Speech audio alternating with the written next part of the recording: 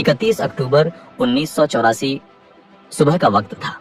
प्रधानमंत्री इंदिरा गांधी अपने निवास से निकलकर पास ही मौजूद एक दूसरे बंगले की ओर जा रही थी। वहीं उन्हें एक ब्रिटिश अभिनेता और फिल्म मेकर को इंटरव्यू देना था। दोनों इमारतें बिल्कुल पास पास थीं, इसलिए इंदिरा गांधी ने गाड़ी लेने के बजाय पैदल ही जाने का फैसला किया। जैसे ही इंदिरा गांधी गेट के पास पहुंची, अचानक उनका एक बॉडीगार्ड सामने आया। अगले ही पल उस बॉडीगार्ड ने अपनी रिवॉल्वर निकाली और इंदिरा गांधी पर लगातार 3 गोलियां चला दी। गोलियां लगते ही इंदिरा गांधी जमीन पर गिर पड़ी। इसी पल वहां मौजूद दूसरे गार्ड ने अपनी ऑटोमेटिक गन उठाई और इंदिरा गांधी पर ताबड़तोड़ फायरिंग शुरू कर दी। कुछ ही सेकंड में इंदिरा गांधी के शरीर में कई गोलियां लग चुकी थी। हालांकि उनकी सांसें अभी चल रही थी। उन्हें तुरंत अस्पताल ले जाया गया, लेकिन डॉक्टर उनकी जान नहीं बचा पाए। जब ये खबर पूरे देश में फैली तो पूरा भारत सन्न रह गया। किसी को यकीन नहीं हो रहा था कि देश की प्रधानमंत्री को उनके ही सुरक्षा गार्ड्स ने मार दिया। इस वीडियो में हम 2D एनिमेशन के जरिए बताएंगे कि आखिर क्यों और कैसे इंदिरा गांधी की हत्या की गई। 1966 में इंदिरा गांधी भारत की पहली महिला प्रधानमंत्री बनी। शुरुआत में बहुत से लोग उन्हें हल्के में लेते थे। उनके राजनीतिक विरोधी उन्हें कमजोर और सिर्फ कुछ समय के लिए बनी नेता कहकर तंज कसते रहते थे। लेकिन आने वाले सालों में इंदिरा गांधी ने अपने फैसलों से सबको गलत साबित कर दिया। 1971 के आम चुनावों में इंदिरा गांधी ने गरीबी हटाओ का नारा दिया। उन्होंने पूरे आत्मविश्वास के साथ चुनाव लड़ा। जब नतीजे आए तो पूरा देश हैरान रह गया।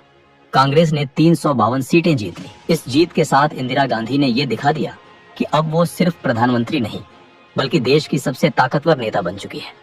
उनकी अगुवाई में ही 1971 का भारत पाक युद्ध हुआ। इस युद्ध में भारत ने पाकिस्तान को करारी शिकस्त दी और ईस्ट पाकिस्तान अलग होकर बांग्लादेश बन गया। 1974 में दुनिया के कई देशों के विरोध के बावजूद भारत ने परमाणु परीक्षण किया और अपनी ताकत का ऐलान कर दिया। कुछ ही सालों में इंदिरा गांधी को आयरन लेडी कहा जाने लगा, लेकिन राजनीति में कामयाबी के साथ विवाद भी चलते रहे। 1971 में इंदिरा गांधी ने रायबरेली से चुनाव जीता था। उनके विरोधी ने आरोप लगाया कि चुनाव में गलत तरीकों का इस्तेमाल किया गया। मामला इलाहाबाद हाई कोर्ट तक पहुंचा। कोर्ट ने इंदिरा गांधी को दोषी माना और उन पर चुनाव लड़ने की रोक लगा दी। इसके बाद इंदिरा गांधी सुप्रीम कोर्ट पहुंची। सुप्रीम कोर्ट ने उन्हें प्रधानमंत्री बने रहने की इजाजत दे दी, लेकिन इस फैसले के बाद देश भर में जोरदार विरोध शुरू हो गया। 1975 में दिल्ली के रामलीला मैदान में जयप्रकाश नारायण ने इंदिरा गांधी पर लोकतंत्र खत्म करने का आरोप लगाया। उसी समय देश में रेल हड़ताल, महंगाई और भ्रष्टाचार जैसे मुद्दे भी चल रहे थे। इंदिरा गांधी की कुर्सी डगमगाने लगी। जब उन्हें लगा कि उनकी सरकार गिर सकती है, तब उन्होंने एक बहुत बड़ा और विवादित फैसला लिया। 25 जून 1975 की आधी रात को पूरे देश में आपातकाल लागू कर दिया गया। लोगों के अधिकार छीन लिए गए, प्रेस पर पाबंदी लग गई और लोकतंत्र लगभग थमसा गया। करीब 2 साल तक देश आपातकाल के साए में रहा। 1977 में जब चुनाव हुए तो जनता ने अपना गुस्सा वोट के जरिए दिखा दिया। इंदिरा गांधी को करारी हार का सामना करना पड़ा। पंजाब में भी कांग्रेस हार गई और अकाली दल ने प्रकाश सिंह बादल की अगुवाई में जीत हासिल कर ली। लेकिन इंदिरा गांधी इतनी आसानी से हार मानने वालों में से नहीं थी। सत्ता में वापसी के लिए उन्होंने पंजाब की राजनीति पर ध्यान देना शुरू किया। वहां उन्होंने एक स्थानीय प्रचारक जरनैल सिंह भिंडरावाले को समर्थन दिया। भिंडरावाले ने लगातार 3 साल तक जमीन स्तर पर काम किया, लोगों के बीच गए और कांग्रेस को मजबूत करने की कोशिश की। 1980 के लोकसभा चुनावों के साथ साथ पंजाब विधानसभा चुनावों में भी कांग्रेस को जीत मिली। इंदिरा गांधी एक बार फिर सत्ता में लौट आई, लेकिन इस हार से अकाली दल काफी नाराज हो गया। अकाली दल ने मांग उठाई कि पंजाब को एक अलग सिख डोमिनेटेड पंजाबी भाषा बोलने वाले स्टेट के रूप में ज्यादा अधिकार मिलने चाहिए। इस मांग को जरनैल सिंह भिंडरावाले का भी खुला समर्थन मिल गया। अकाली दल अपनी बात राजनीतिक और संवैधानिक तरीके से रख रहा था, लेकिन भिंडरावाले का रास्ता कहीं ज्यादा कठोर था। उसकी भाषणबाजी धीरे धीरे और तेज होती गई और पंजाब का माहौल बदलने लगा। कुछ ही सालों में पंजाब में उग्रवाद बढ़ने लगा। डर, हिंसा और अविश्वास का माहौल चारों तरफ फैलने लगा। सिख समुदाय की सबसे पवित्र जगह गोल्डन टेम्पल को कुछ उग्रवादी संगठनों ने अपना ठिकाना बना लिया। वहीं से उनके ऑपरेशन चलने लगे।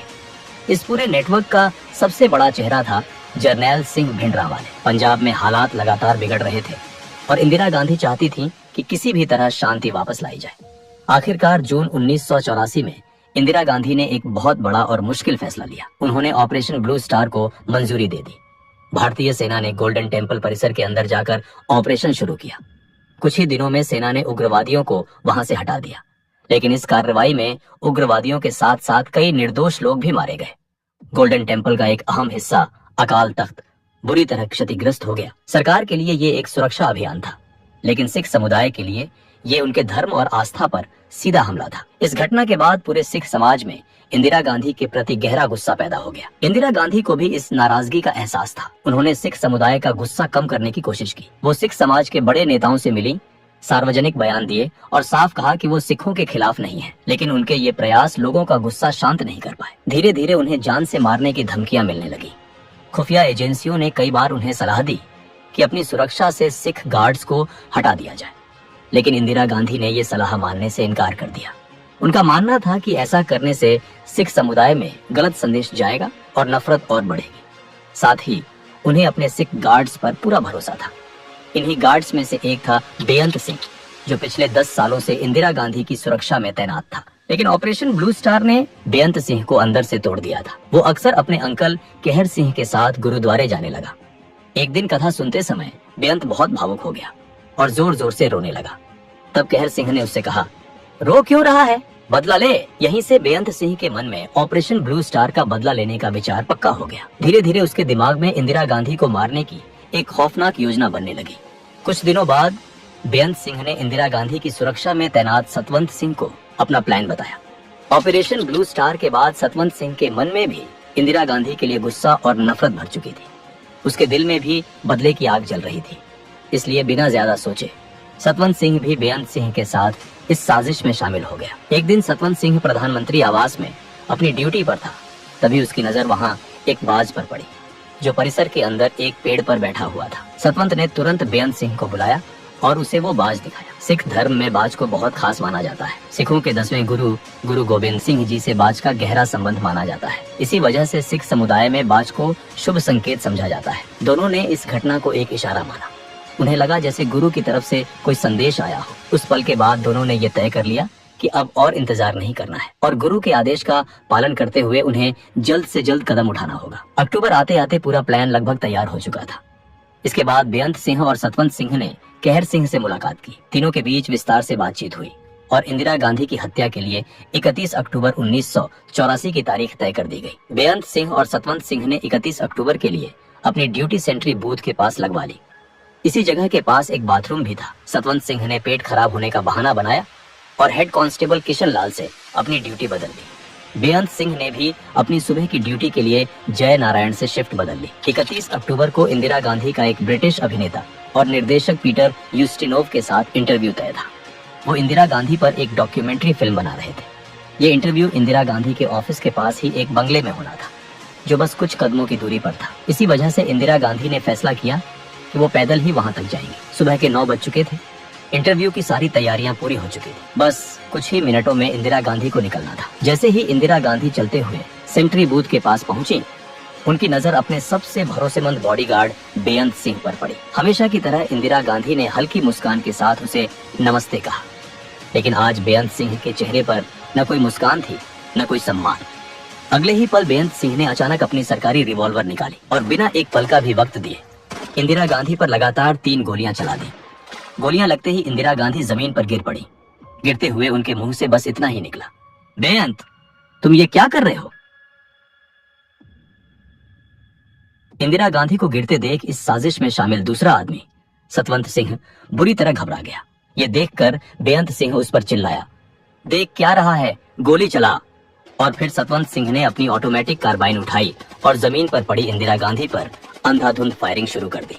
गोलियों की आवाज सुनते ही आसपास तैनात सुरक्षा गार्ड और आईटीबीपी के जवान दौड़ते हुए वहां पहुंच गए। बेअंत सिंह और सतवंत सिंह को चारों तरफ से घेर लिया गया।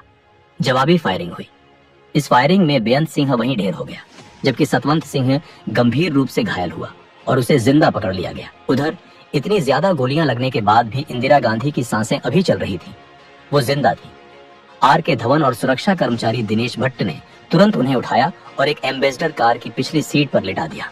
बिना एक पल गवाए गाड़ी सीधे एम्स की तरफ दौड़ पड़ी। सुबह लगभग 9:30 बजे इंदिरा गांधी को एम्स पहुंचाया गया। देश के सबसे बेहतरीन डॉक्टर उनके इलाज में जुट गए। ऑपरेशन थिएटर के बाहर सोनिया गांधी का रो रो कर बुरा हाल था।